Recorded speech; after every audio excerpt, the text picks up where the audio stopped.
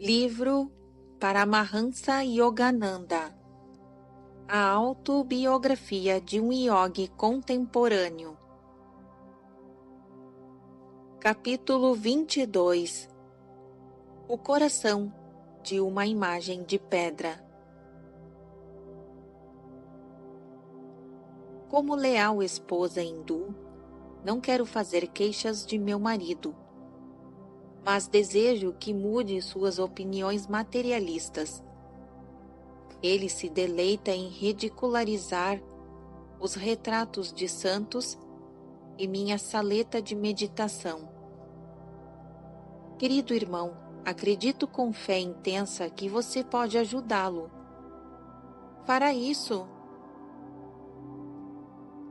Implorante, minha irmã mais velha, Roma, olhava para mim.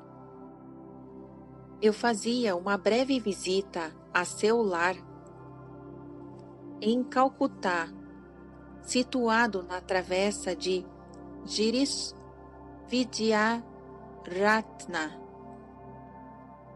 Sua súplica me comoveu porque, em minha infância, Roma exercera profunda influência sobre mim e amorosamente tentara preencher o vazio deixado no círculo familiar com a morte de mamãe. Bem amada irmã, certamente farei tudo o que eu puder. Sorri ansioso para afastar a tristeza visível em sua face, em contraste com a sua expressão habitual, calma e alegre.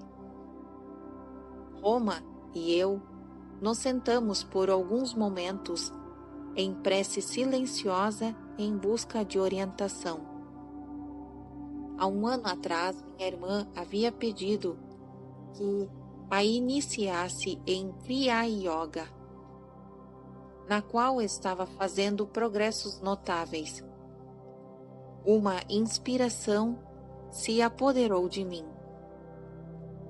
Amanhã, eu disse, eu vou ao templo de Kali em Dakshineshwar. Por favor, venha comigo e convença o seu esposo a nos acompanhar. Sinto que nas vibrações daquele santo lugar, a Divina Mãe lhe tocará o coração. Mas não lhe diga por que motivo queremos que ele vá conosco. Minha irmã concordou, cheia de esperança. Muito cedo na manhã seguinte, tive a satisfação de encontrar Roma e seu marido prontos para a viagem. Enquanto nossa carruagem rangia ao longo do caminho circular que levava a Dakshineshwar, meu cunhado Satish Chandra Bose divertia-se escarnecendo do valor dos gurus. Notei que Roma chorava silenciosamente. Coragem, irmã, murmurei. Não dê a seu marido a satisfação de acreditar que levamos a sério as suas zombarias. Mukunda, como pode admirar impostores desprezíveis? Dizia Satish. A própria aparência de um sadhu é repugnante. Ou ele é magro como um esqueleto, ou tão profundamente gordo como um elefante. Estremeci de riso, uma reação que aborreceu Satish. Ele se fechou em silêncio mal-humorado. Entrava a nossa carruagem nos terrenos do templo de Dakshineshwar, quando ele se arreganhou num sorriso sarcástico. Esta excursão, suponho, é um plano para me converter? Como eu já lhe desse as costas sem responder, ele segurou meu braço. Jovem senhor monge, disse-me, não se esqueça de fazer os devidos ajustes com as autoridades do templo para nos fornecerem comida ao meio-dia. Satish desejava esquivar-se a qualquer conversa com sacerdotes. Agora vou meditar. Não se preocupe com seu almoço, repliquei asperamente. A Mãe Divina cuidará dele.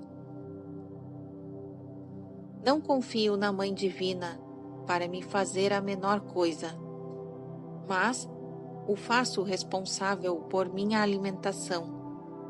O tom de Satis era ameaçador.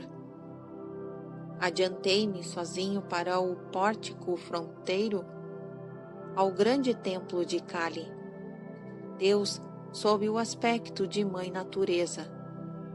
Escolhendo um lugar na sombra junto a uma das colunas, sentei-me na posição de lótus. Embora fosse apenas 7 horas da manhã, o sol em breve seria insuportável. O mundo foi se distanciando à medida que eu me absorvia em devoção. Minha mente concentrou-se na deusa Kali.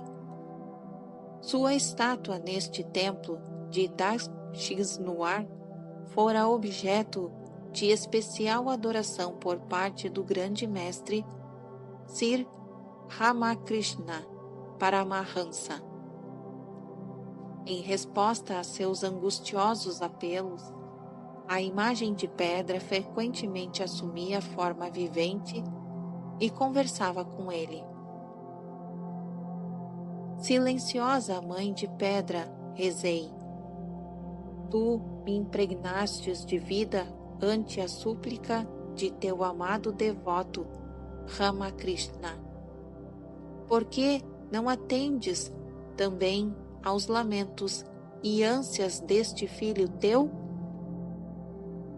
Meu fervor mesclado de veemência cresceu sem limites e envolveu-me em divina paz. Apesar disso, decorridas 5 horas, sem que a deusa que eu interiormente visualizava me desse resposta, senti-me um tanto desanimado. Às vezes, o retardamento em atender às preces é uma prova a que Deus nos submete. Mas ele, afinal, se apresenta assumindo a forma adorada pelo devoto persistente. Um cristão devoto contempla Jesus. Um hindu vê Krishna, ou a deusa Kali, ou então uma luz que se expande, se a adoração assume forma impessoal.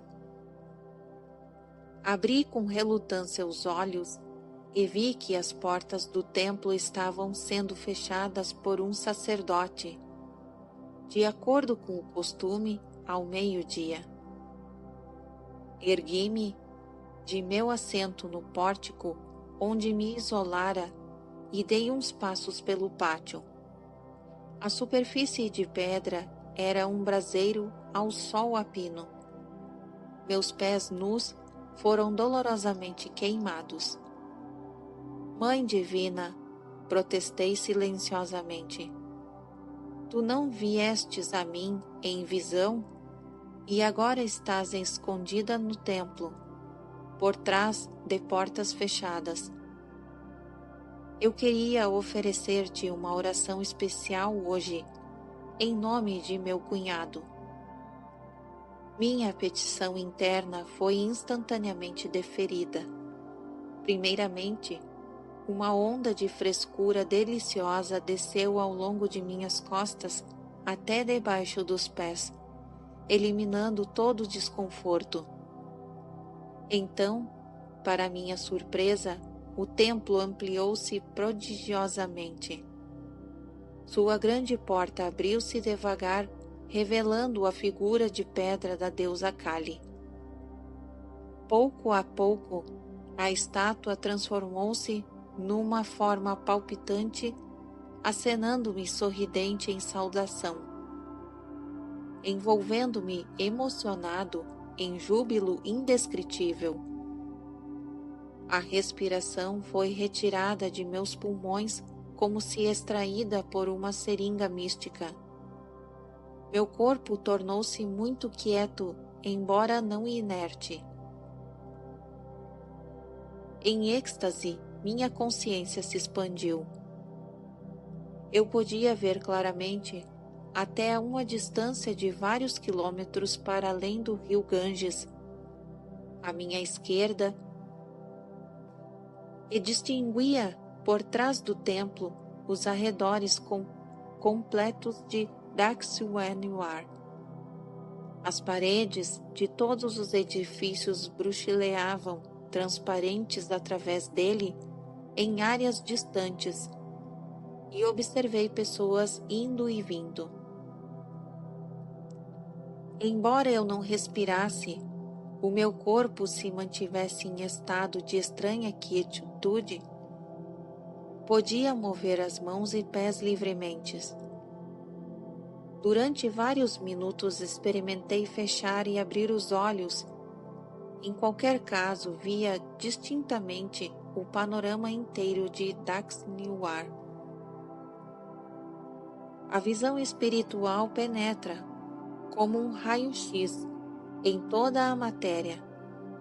O olho divino tem o centro em toda a parte, e sua circunferência em parte nenhuma.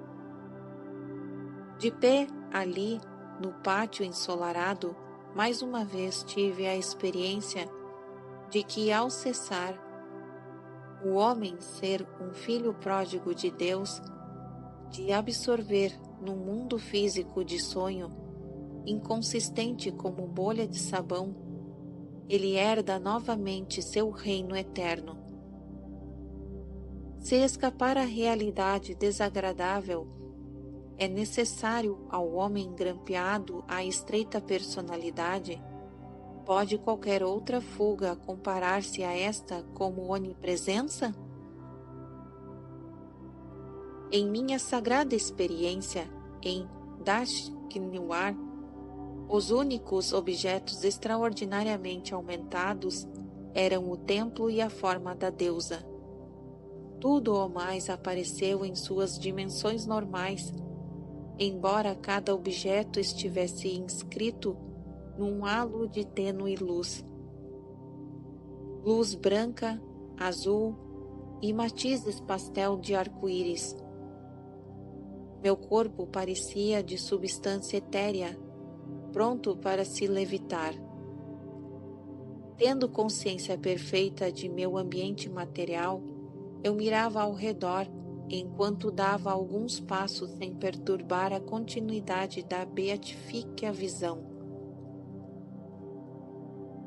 Subitamente, vislumbrei atrás do templo meu cunhado, que se assentara sobre os galhos espinhosos de uma árvore sagrada de Bel. Observação 169. Árvore de Bel, em sânscrito bliva, significa marmelo. Árvore espinhosa de Bengala, de tintas semelhantes a laranja, aromáticas, comestíveis e medicinais, particularmente associada ao culto do Senhor Shiva. Continuação da narrativa. Sem nenhum esforço eu podia discernir o curso de seus pensamentos. Sua mente, algo soerguida pela santa influência de Dakshwaniwar, ainda se entregava a reflexões pouco amáveis sobre mim. Voltei-me diretamente para a benigna figura da deusa. A Mãe Divina, supliquei: não modificarás espiritualmente o esposo da minha irmã? A formosa imagem, até ali muda, falou por fim: teu desejo é atendido. Olhei feliz para Satish. Apesar de instintivamente cônscio de que algum poder espiritual estava em operação, ele se ergueu, ressentido de seu lugar no solo. Eu ouvi correr por trás do templo e aproximou-se de mim, sacudindo o punho em ameaça. A visão esférica desapareceu. Não pude mais distinguir a gloriosa deusa. O templo perdeu sua transparência e retornou às dimensões comuns. De novo meu corpo suava sob os raios violentos do sol. Saltei para o abrigo do pórtico, onde Satish, furioso, me perseguiu. Consultei meu relógio. Eram 13 horas e a visão divina durara 60 minutos. Seu tonto, disse meu cunhado irrefletidamente. Sentou-se aí, ele, pernas cruzadas e de olhos vesgos, durante horas. Caminhei de um lado para outro, observando-o. Onde está a nossa comida? Agora, o templo se acha fechado. Você deixou de notificar as autoridades sobre a nossa presença. É tarde demais para providenciar nosso almoço. A exaltação espiritual que eu sentira em presença da deusa prolongava-se. Exclamei: Ah, Mãe Divina, nos alimentará. De uma vez por todas, gritou Satish. Gostaria de ver a sua Mãe Divina nos dar comida neste lugar, sem acordo prévio. Mal acabou de pronunciar estas palavras e um sacerdote do templo atravessou o pátio para reunir-se a nós. Filho, disse-me ele, estive observando o seu rosto serenamente abrasado durante horas de meditação. Vi a chegada de seu grupo pela manhã e senti o desejo de separar bastante comida para seu almoço. É contra as regras do templo dar de comer àqueles que não fizeram um pedido antecipado, mas abri uma exceção para você. Agradeci e olhei diretamente nos olhos de Satish. Ele corou de emoção, abaixando as pálpebras em arrependimento mudo. Quando nos serviram uma lauta refeição, que incluía mangas fora de época, reparei que o apetite de meu cunhado era escasso. Muito perturbado, ele mergulhava nas regiões abissais do pensamento. Na viagem de volta a Calcutá, Satish, com expressão suavizada, às vezes me dirigia um olhar súplice. A partir do momento em que o sacerdote surgiu e nos convidou para o almoço como se fosse uma resposta de seu desafio, Satish não disse uma só palavra. Na tarde seguinte, visitei minha irmã em sua residência. Ela me saudou muito afetuosamente. Querido irmão, exclamou, que milagre! Na noite de ontem, meu esposo chorou abertamente diante de mim. Bem-amada Ave. Observação 170. Ave, deusa, literalmente, a que brilha, da raiz do verbo sânscrito, divino brilhar. Fim da observação. Continuação da narrativa. Sinto-me inarravelmente feliz porque o plano reformador de seu irmão resultou a minha conversão. Vou desfazer todo o mal que fiz a você. A partir desta noite, usaremos nosso grande dormitório unicamente como lugar de adoração. Sua saleta de meditação será nosso quarto de dormir. Lamento sinceramente ter ridicularizado seu irmão. Pela maneira como eu vinha agindo, castigar-me-ei não falando com Mukunda até haver progredido no caminho espiritual. Doravante buscarei com profundo fervor a Mãe Divina. Algum dia, sem dúvida, hei de encontrá-la. Anos mais tarde, em 1936, visitei Satish em Delhi. Regozijei-me sobremaneira ao perceber que se desenvolvera muito em realização de Deus e fora abençoado por uma visão da Mãe Divina. Durante minha permanência em sua casa, Satish passava secretamente a maior parte de cada noite em profunda meditação, embora sofresse de grave moléstia e trabalhasse durante o dia em seu escritório. Veio-me o pensamento de que a vida de meu cunhado não seria longa. Roma deve ter lido meu pensamento.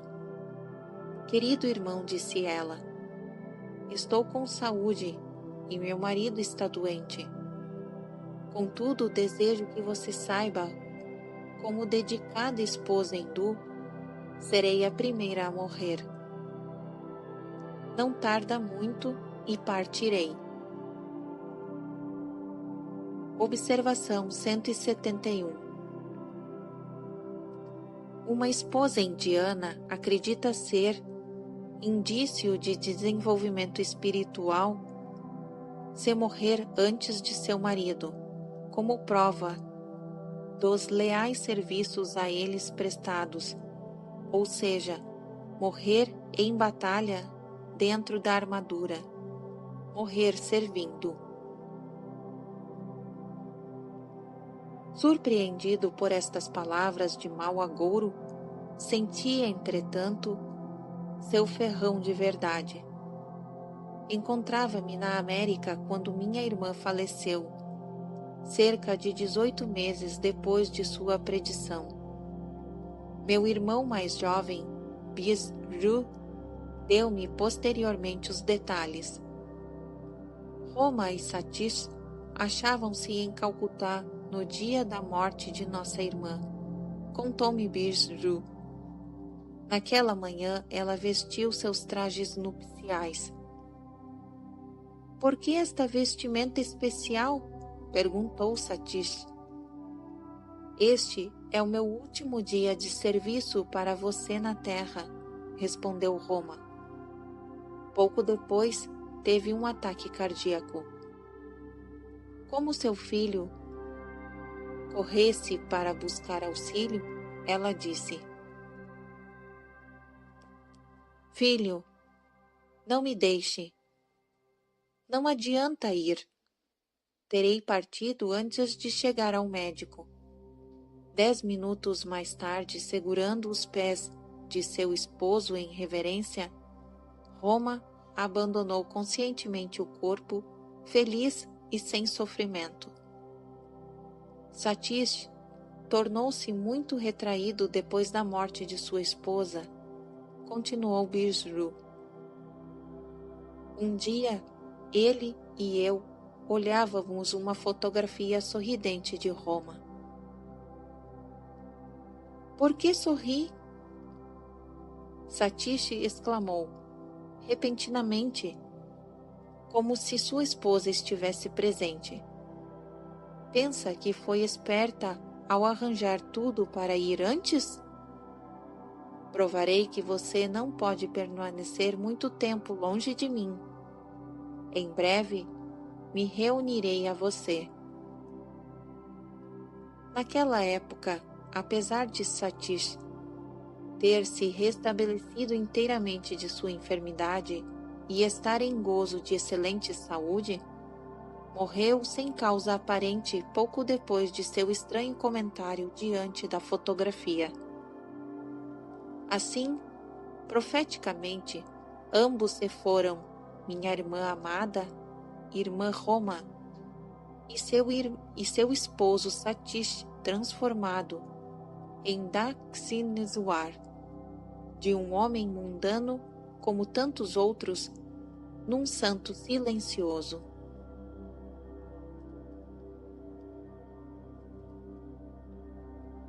Fim do capítulo 22.